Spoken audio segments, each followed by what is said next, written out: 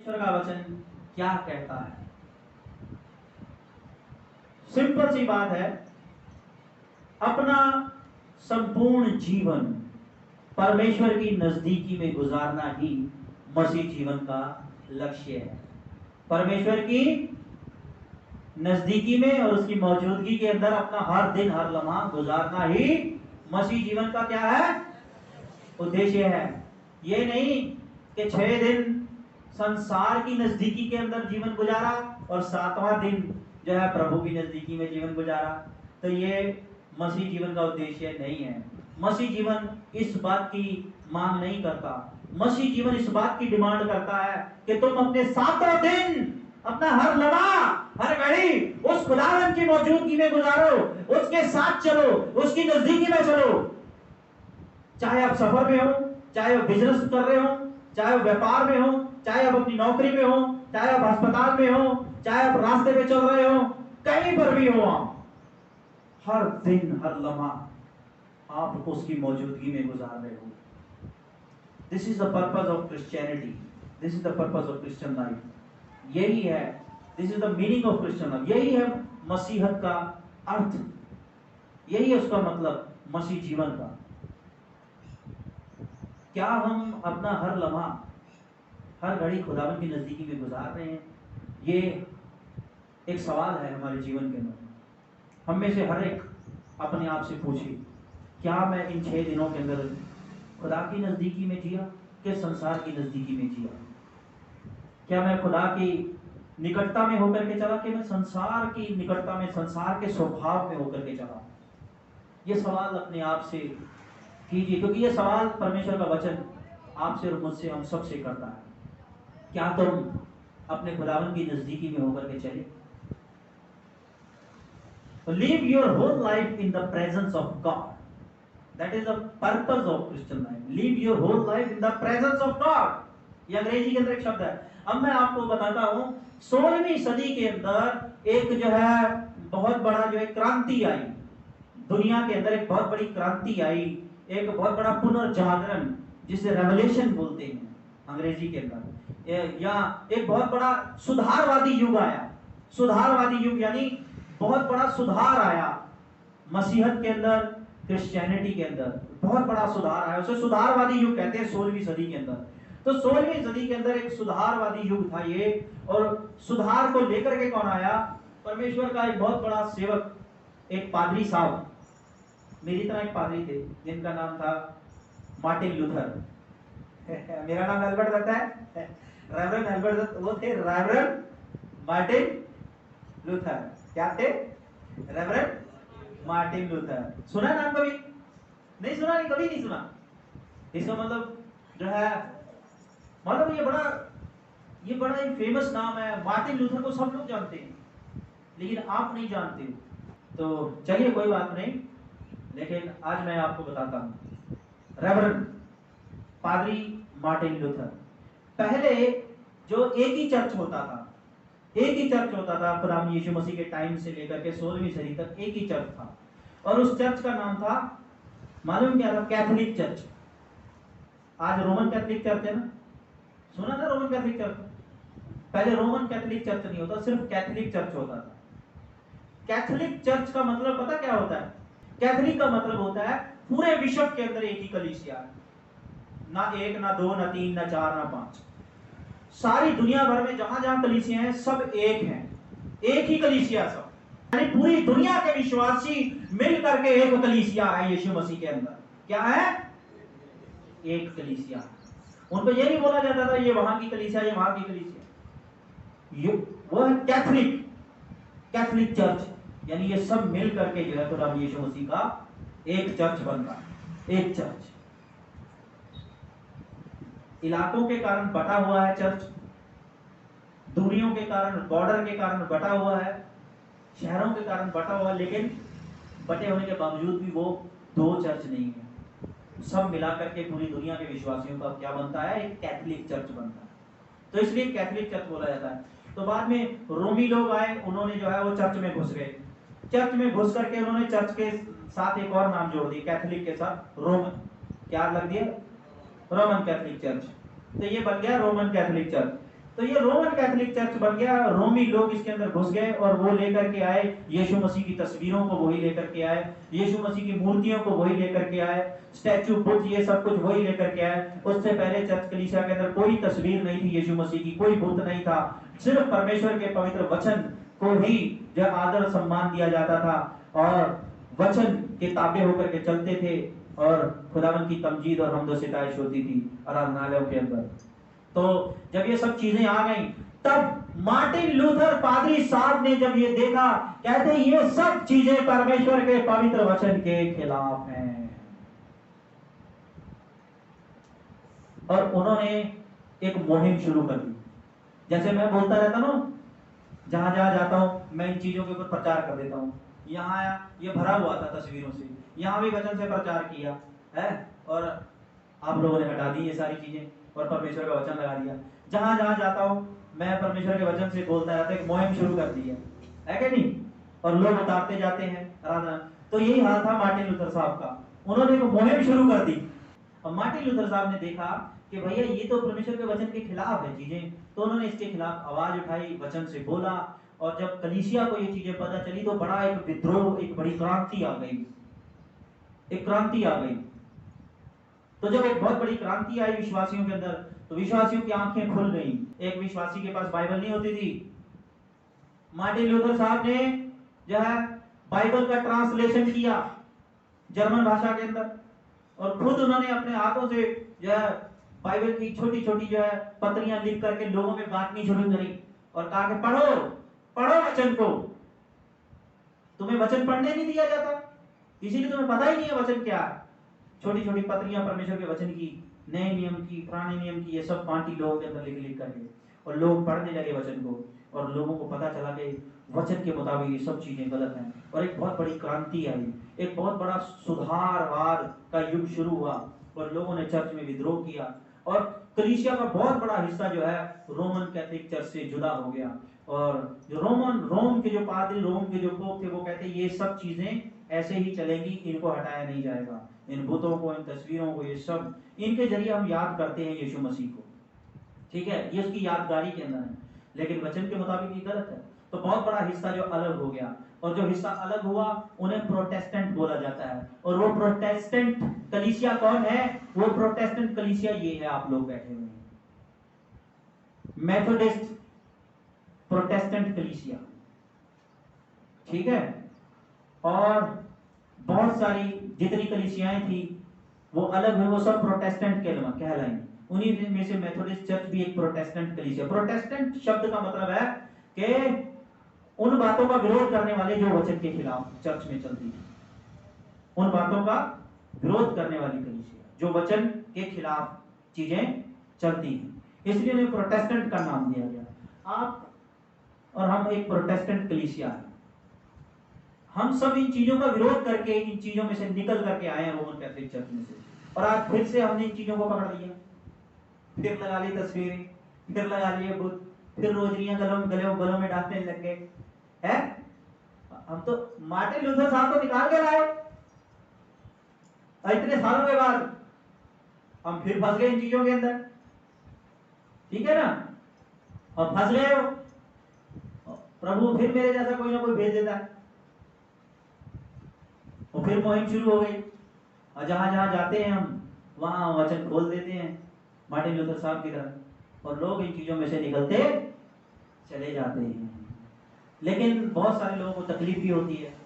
Martin Luther साहब के time में भी बहुत सारे लोगों को तकलीफ हुई थी, और उनके ऊपर बहुत सारा अत्याचार, उन्हें परेशान करने की कोशिश की गई, लेकिन उनको पता था कि हमको जो है परमेश्वर की मर्जी के मुताबिक चलना है। मसीह जीवन का लक्ष्य ही यही है कि live your life in the presence of God, live your life in the authority of God. अपना जीवन खुदावन की नजदीकी में गुजारना है, और अपना संपूर्ण जीवन परमेश्वर की अथॉरिटी में, यानी उसके वचन की अथॉरिटी में होकर के, उसके वचन के ताबे होकर के हमको अपना पूरा मसीह जीवन गुजारना है। मसीह जीवन का अर्थ है परमेश्वर के वचन के ताबे होकर के जीना है। अब हमको जितने भी दिन इस पृथ्वी के ऊपर हमें शरीर के अंदर है, और मसीह का वचन कहता है ना कोई बुद्ध, ना कोई मूर्त, ना कोई सूरत तुम अपने खुदा के लिए बनाओ, इसकी इजाजत नहीं देता है। तो मसीह के वचन से ऊपर कुछ भी नहीं है, उस परमेश्वर के वचन के ऊपर कुछ भी नहीं है। तो हमारा जीवन, संपूर्ण जीवन, अगर हम उसके वचन की ताबे होकर के जीते हैं, समझ लो हम खुदा की नजदीकी में जीते हैं। अगर आप और हम उसके वचन के ताबे नहीं है ना, तो समझ लो हम उसकी नजदीकी में नहीं है, हम उसकी प्रेजेंस में नहीं है। हम अपना जीवन जो है संसार की निकटता में होकर के जी रहे हैं, दुनिया की नजदीकी में होकर के जी रहे हैं, खुदा की नजदीकी में। तो इसलिए जो वचन के ताबे होकर के अपना हर लम्हा गुजारता है, वही उसकी नजदीकी में चलता है, और इसी से हम अपने खुदावन को खुश कर सकते हैं। खुदावन यीशु मसीह यूहन्ना रचित सुसमाचार उसका 14वां अध्याय और उसकी 21वीं आयत के अंदर क्या कहता है, सुनिए। बड़ी खूबसूरत बात यहाँ पर भी लिखी हुई है 21वीं आयत में, जिसके पास मेरी आज्ञाएं हैं और वो नहीं मानता है। आज्ञा क्या है? परमेश्वर का वचन ही उसकी आज्ञा है। परमेश्वर का वचन ही उसकी आज्ञा है। जो उसकी आज्ञा पर चलता है, जो उसकी आज्ञा में होकर के अपना हर दिन हर लम्हा गुजारता है, यानी वो उसके वचन के ताबे में होकर के अपना हर लम्हा हर घड़ी गुजारता है। और जो कोई उसके वचन के ताबे में, उसकी आज्ञा में होकर के, और जिसके पास उसकी आज्ञा है, वही उससे प्रेम करने वाला, उससे मोहब्बत रखने वाला इंसान है। इसी से हम जाहिर करते हैं कि खुदा हम तुझसे मोहब्बत करते हैं, जब हम उसके वचन के ताबे होकर के अपना हर लम्हा हर दिन गुजारते हैं। जिसके पास मेरी आज्ञाएं, मेरे हुक्म हैं और वो उन्हें मानता है, वही मुझसे मोहब्बत रखता है, और जब मुझसे मोहब्बत रखता है, उससे मेरा बाप भी मोहब्बत रखेगा, उससे वो आसमानी बाप भी मोहब्बत रखेगा। वचन के ताबे होकर के चलना खुदा की नजदीकी में चलना है। कैसे? क्योंकि जब हम वचन के ताबे होकर के चलते हैं तो खुदा हमसे प्यार करता है, और जब खुदा प्यार करता है, जिनसे खुदा प्यार करता है, खुदा उनके पास रहता है, उनके नजदीक रहता है। बागे अदन के अंदर उसने आदम और हव्वा, पहले पुरुष को, पहली नारी को बनाया, नर और नारी करके, और बड़ी शिद्दत से बनाया, उनको अपने हाथों से बनाया। सारी कायनात को उसने अपने शब्द से बना दिया, बोला और हो गया। लेकिन आदम को, हव्वा को बनाने के लिए उसने अपने हाथों को जहमत दी, अपने हाथों को तकलीफ दी। मिट्टी सानी, आटे की तरह मिट्टी को गूंदा और उससे पुतला बनाया, और फिर एक और पुतला बनाया, और उनके अंदर जीवन का श्वास फूंक दिया, और वो जिंदा प्राणी बन गए। क्यों हाथों से बनाया? बड़ी शिद्दत से, बड़े प्रेम से बनाया था हम इंसानों को, और बना करके कहाँ रखा? बागे अदन के अंदर, अदन की वाटिका, एक खूबसूरत बाग के अंदर जो है पहले मनुष्यों को रखा, वहां पर रखा खुदा ने। और रखा, रखने के बाद वचन में क्या लिखा? खुदा दिन के ठंडे समय हर रोज उनके पास मिलने आता है। क्यों मिलने आता है? क्योंकि खुदा ने बड़ी मोहब्बत से बनाया उनको, खाली शब्द से, मुंह से नहीं, हुक्म से नहीं बनाया, बल्कि उनको मेहनत करके अपने हाथों से बनाया, बड़े प्रेम से बनाया। क्योंकि खुदा उस पुतले से, वो जो 2 पुतले बनाए और जिनके अंदर जीवन का श्वास फूका, खुदा उन पुतलों से प्रेम करता था। खुदा ने देखा बड़े खूबसूरत है, बड़े अच्छे हैं, तो खुदा ने देखा ये एक जगह पर जाम क्यों है, एक जगह पर स्थिर क्यों है, एक जगह पर लेटे ही क्यों पड़े हैं? अगर ये चले फिरे तो और भी अच्छा लगेगा। तो खुदा ने कहा इनके अंदर मैं ऐसा आत्मा डालता हूँ, अब ये उठ करके चले फिरेंगे और भी खूबसूरत लगे। जब देखा जीवन का श्वास फूका तो वो चलने लगे, तो खुदा कहता ये तो और भी खूबसूरत लग रहे, और खुदा की मोहब्बत और ज्यादा गहरी हो गई उन पुत्रों से, क्योंकि वो जीवित प्राणी और भी अच्छे लग रहे। और खुदा ने, पृथ्वी बहुत बड़ी थी, कायनात बहुत बड़ी थी, सब कुछ बनाया, ऐसे नहीं उनको फेंक दिया, उनके लिए एक घर बनाया, छोटा सा बाग। उस बाग के अंदर उनकी जरूरत के लिए अच्छे अच्छे फल लगाए, उनकी हर जरूरत की चीज को रखा, और उनकी सुरक्षा के लिए उस बाग के इर्द गिर्द बाड़ा बांधा, ताकि उनको कोई नुकसान ना पहुंचे, और उसके बीच में उनको रखा, उनको एक घर बना के दिया है, और वहां रखा। और फिर उन मिट्टी के पुतलों से मिलने के लिए आता है, उनसे दूर नहीं रह पाता, वो उसका दिल करता है कि बार बार जाके उनको देखूं, वो क्या कर रहे हैं, वो कहाँ हैं, वो कैसे हैं। और दिन के ठंडे समय हर रोज इन पुतलों को देखने के लिए आता है। ये है खुदा की मोहब्बत। खुदा की मोहब्बत, जिससे खुदा मोहब्बत करता है उसके पास आता है, उसके पास आता है, वो उसकी नजदीकी में रहता है और उसको अपनी नजदीकी में रखता है। तो जिससे खुदा मोहब्बत रखता है, खुदा उसको अपनी प्रेजेंस के अंदर रखता है, खुदा उसको अपनी प्रेजेंस में रखता है। और खुदा कब हमसे मोहब्बत रखेगा, कब हमें अपनी प्रेजेंस में रखेगा, अपनी नजदीकी में रखेगा, हर दिन, हर लम्हा, हर घड़ी, जब हमारे पास उस खुदावन की आज्ञाएं होंगी, जब हम उसकी आज्ञाओं को मानेंगे, जब हम उसके वचन के ताबे रहेंगे। तब वचन क्या कहता है, तब मेरा पिता उससे प्रेम रखेगा, यानी उसको अपनी निकटता में बना के रखेगा, और उससे प्रेम रखेगा, उसको अपनी निकटता में रखेगा। और मैं उससे प्रेम रखूंगा और फिर मैं भी उससे प्रेम रखूंगा, यानी मेरा आसमानी बाप और मैं, हम दोनों उसके पास होंगे, वो हमारे पास होगा। जो कोई हमारे वचन के ताबे रहेगा, अपना हर लम्हा, हर घड़ी हमारे वचन के ताबे होकर के गुजारेगा, वो हमारी नजदीकी में रहेगा, हमारी नजदीकी में चलेगा फिरेगा। ये है खुदा की नजदीकी में चलना, यही रास्ता है, यही एक तरीका है खुदा की नजदीकी के अंदर हर रोज चलने का, कि उसके वचन के ताबे होकर के अपना हर लम्हा, अपनी हर घड़ी को गुजारो। और आगे खुदावंद यीशु मसीह क्या कहता है, और मैं अपने आप को उस पर जाहिर करूंगा। क्या करूंगा? जाहिर करूंगा अपने आप को प्रकट करूंगा उसके ऊपर, अपनी मौजूदगी उसको हर घड़ी, हर लम्हा, उसके जब वो बाहर जाएगा तब भी अपनी मौजूदगी से महसूस कर पाऊंगा। उसको ऐसा नहीं लगेगा मैं अकेला, उसको ऐसा लगेगा खुदा मेरे साथ। जब उसके बिगड़े हुए काम वो बनते हुए देखेंगे, यार यकीनन खुदा मेरे साथ। जब उलझी हुई बुद्धियां सुलझते हुए देखेंगे, खुदा मेरे साथ। जो बड़े बड़े हादसों और मुसीबतों में से सही सलामत निकल आएगा और अपने बीवी बच्चों में सही सलामत पहुंच जाएगा, तो कहेगा खुदा मेरे साथ था, वो मुझे ले आया। इस तरह से खुदा यीशु मसीह कहता, मैं अपने आप को हर पल, हर घड़ी, हर लम्हा अपने आप को उस पर जाहिर करूंगा।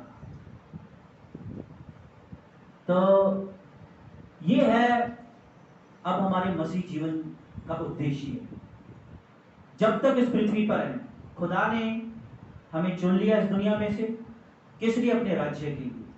और पाप एक रुकावट थी उसके राज्य में प्रवेश करने से, हमें रोक रहा था पाप, और उस पाप को हम नहीं मिटा सकते थे। और उस खुदा ने अपने इकलौते बेटे खुदा यीशु मसीह को इस दुनिया के अंदर इंसान बना के भेज दिया। और खुदा यीशु मसीह इंसान बन के आया हमारे बीच में, और अपने पवित्र लहू के द्वारा उसने हमारे पाप को मिटा दिया, और अपने लहू के वसीले हम पापियों को उसने खुदावन की नजर में निष्पाप बना दिया, और हमें परमेश्वर के राज्य में प्रवेश करने वाला बना दिया। और जब उसने बना दिया, उसने अपना काम कर दिया, तो अब हमारी जिम्मेवारी है, हमारी ये ड्यूटी है, जितने भी दिन हम सब इस पृथ्वी के ऊपर इस शरीर में हैं, अब कैसे जियो? अपने इस संपूर्ण जीवन को खुदावन की मौजूदगी में होकर के गुजारो, संसार की मौजूदगी में नहीं। किसकी मौजूदगी में? खुदावन की मौजूदगी के अंदर, उस खुदावन यीशु मसीह की मौजूदगी के अंदर। Live your whole life in the presence of God, in the presence of God. और उसका तरीका क्या है? उसका तरीका एक ही है जो वचन में बताया है, उसके वचन के मुताबिक अपना हर लम्हा, हर घड़ी गुजारो, उसके वचन के ताबे होकर के जियो।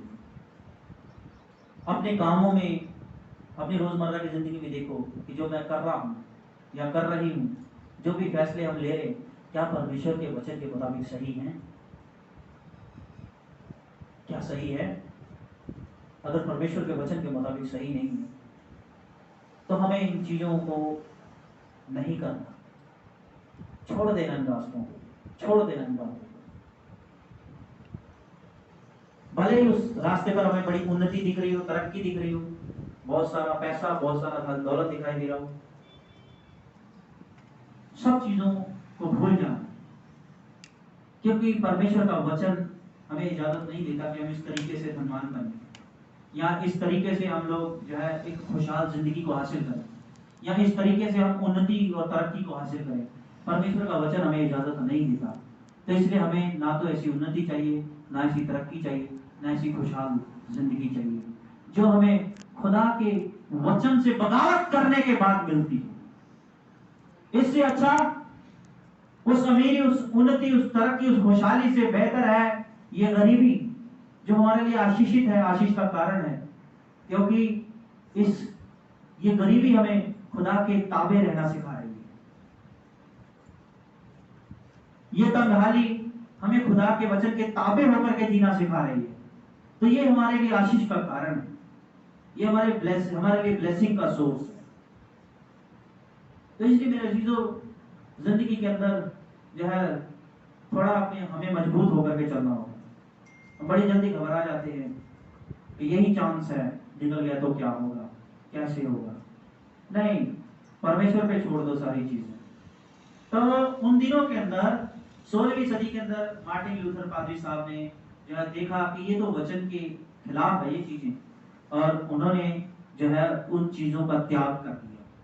उन्होंने परमेश्वर के वचन के मुताबिक चलना, उन्होंने जो है उनको उस चर्च से, रोमन कैथोलिक चर्च से अलग कर दिया गया, निकाल दिया गया।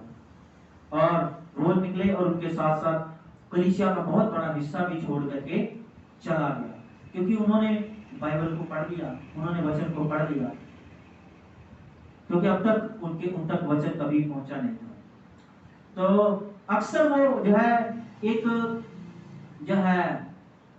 पंक्ति बोला करते थे, एक लाइन जो अक्सर वो दोहराया करते थे। क्या लाइन दोहराया करते थे? वो कहते थे कि भैया, मसीह जीवन जीने का उद्देश्य क्या है। वो कुछ पंक्तियों के अंदर इस बात को समझा दिया करते थे कलीसिया। मसीह जीवन जीने का मतलब है हर रोज परमेश्वर के सामने रहना, हर घड़ी हर लम्हा परमेश्वर के सामने रहना ही मसीह जीवन का उद्देश्य है।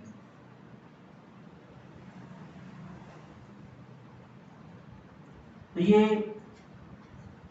जो है पंक्ति, ये जो लाइन वो हमेशा जो है कलीसिया को बताते थे कि तुम लोग अब मसीह के हो, और इसलिए अब तुमको एक मसीह जीवन जीना है। और मसीह जीवन तुमको कैसे जीना है? सदा तुमको परमेश्वर के सामने रहना है, हमेशा अपने आप को परमेश्वर के सामने रखना, संसार के सामने नहीं, परमेश्वर की मर्जी के मुताबिक तुम्हारी जिंदगी जो है होनी चाहिए, उसके वचन के मुताबिक तुम्हारी जिंदगी होनी चाहिए, उसकी नजदीकी में उसके ताबे होकर के, उसके वचन के ताबे होकर के जियो। क्योंकि जब उसके वचन के ताबे होकर के जीते हैं, यही है परमेश्वर के सामने रहना हर घड़ी, यही है परमेश्वर की नजदीकी में होकर के हर दिन हर लम्हा जीना। यही है, यही रास्ता है। इसी रास्ते से हम परमेश्वर के नाम को आदर और महिमा दे सकते हैं, जब हम परमेश्वर के वचन में होकर के जीते हैं।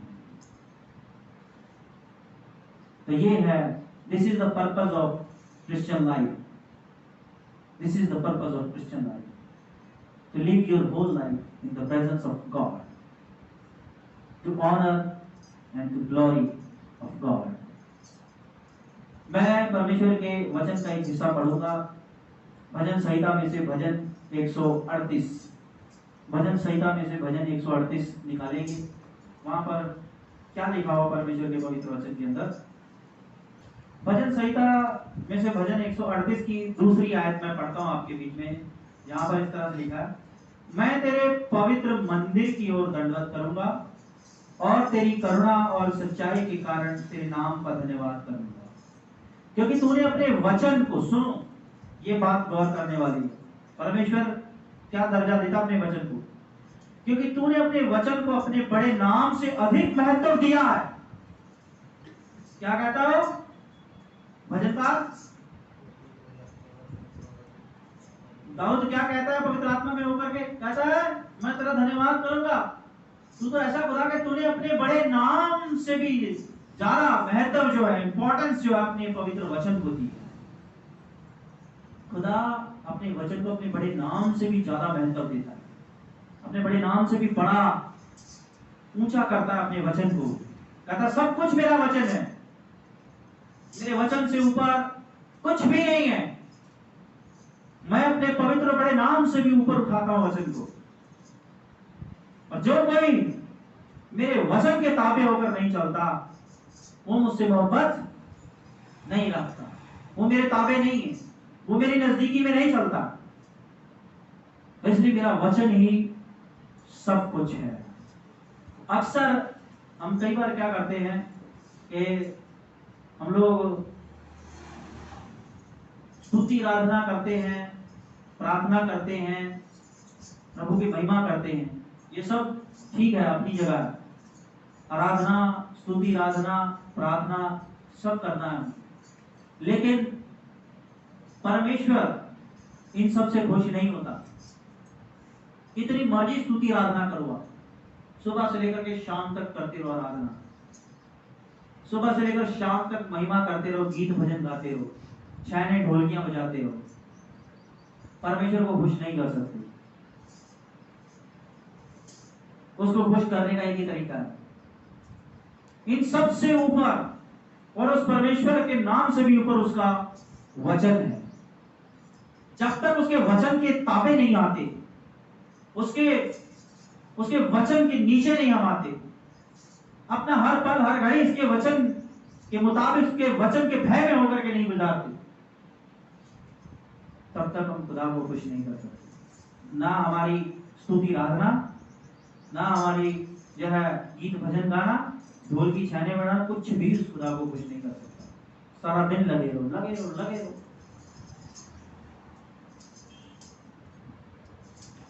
ये वही बात होगी, कहते खुदा कहता नाक सीधा पकड़ लो। सीधा नाक पकड़ना यानी मेरे वचन के ताबे होकर के चलो। तो हम क्या करते हैं, चलना अपने हिसाब से, संसार को भी देखना है, सारी चीजों को देखना है, रस्म रिवाज को भी देखना है, तो नाक पकड़ लेते हैं, स्तुति आराधना करते रहते हैं, जोर जोर की ढोलकियां छैने बजाते रहते हैं, हम घर में भी करते हैं। तो ये वही बात है, घूम करके ऐसे घुमा घुमा करके हाथ ऐसे नाक पकड़ने की कोशिश करते हैं। स्तुति आराधना से शायद खुदा खुश हो जाएगा, है गीत भजन गाने से खुदा खुश हो जाएगा, ढोलकियां छैने ज्यादा बजाने से खुदा खुश हो जाएगा, इतवार को आ जाने से खुदा खुश हो जाएगा। लेकिन नहीं भैया, नाक तो सीधा पकड़ना पड़ेगा, सीधा रास्ता है, वचन के ताबे होकर के जियो, हर रोज जियो। तो कहता है जिसके पास मेरी आज्ञाएं हैं वही मुझसे मोहब्बत करता है। अगर तुम मुझसे मोहब्बत करते हो तो मेरी आज्ञाओं को मानो। If you love me keep my commandments. सीधी सी बात है, खुदा यीशु मसीह यूहन्ना 14 और उसकी 15वीं आयत में कहते हैं, if you love me keep my commandments. अगर तुम मुझसे मोहब्बत रखते हो तो मेरे वचन के ताबे होकर के चलो, और जो कोई मेरे वचन के ताबे चलेगा, मेरा आसमानी पिता भी उससे मोहब्बत करेगा। मैं अपने आप को तुम पर जाहिर करूंगा, मेरा बाप भी अपने आप को तुम पर जाहिर करेगा। यही तरीका है कि मेरे वचन को मानो। अगर तुम मुझसे प्रेम करते हो, अगर तुम मेरी भेड़ें हो, अगर तुम मसीह जीवन का फलसफा जान गए हो, अगर तुम मसीहत का फलसफा जान चुके हो, तो तुम जो है अपने जीवन को, अपनी हर घड़ी हर लम्हे को परमेश्वर के वचन के भय में होकर के, उसके वचन से तोल करके अपने हर जीवन के हर फैसले को लोगे, अपने स्वभाव को उसके वचन के मुताबिक बनाओगे। क्या मेरा स्वभाव परमेश्वर के वचन के मुताबिक सही है? क्या मेरा बिहेवियर परमेश्वर के वचन के मुताबिक है? नहीं है, तो मैं आज से इस बिहेवियर को छोड़ता हूं, और मैं आज के बाद मेरा बिहेवियर, मेरा चाल चलन, मेरा स्वभाव वैसा होगा जैसा परमेश्वर का वचन कहता है। इससे खुदा खुश होता है मेरे जीवन। यही है खुदा को खुश करने का रास्ता।